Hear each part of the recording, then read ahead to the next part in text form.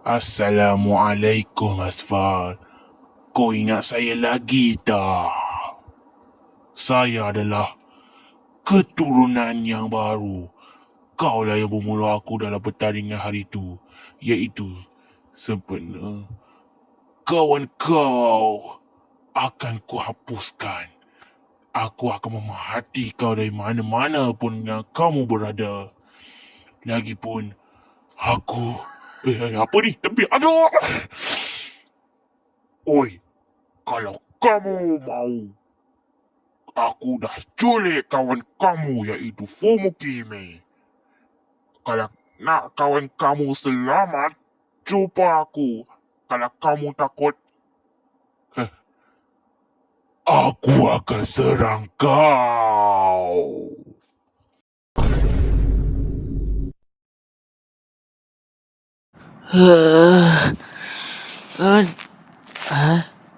Saya mimpi ke? Lah, dah petang rupanya. Nak buat apa? Nak baca buku lah.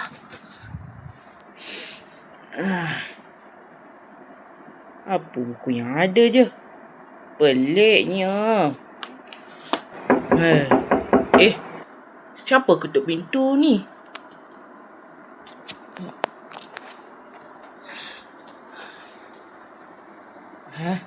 Tak ada siapa.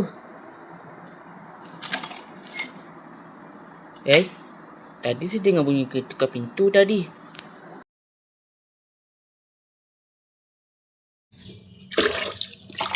Selesai juga makan hari ni.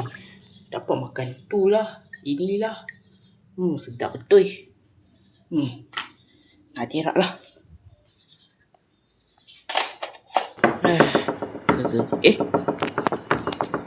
Bunyi datang dari luar. Mengigau kot. Makin lama makin kuat lah pula ketukar pintu ni. Sekejap. Orang mama sampai ke?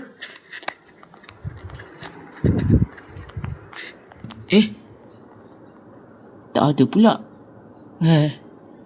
Entah aku mengigau kot. Mungkin aku penat sangat buat animasi, buat video ke entah. Apa je lah. Apa?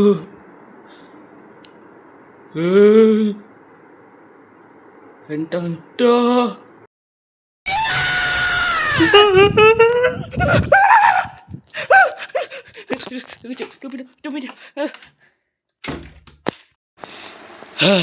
Siapa tadi tu? Saya makhluk si... siapa pula tu?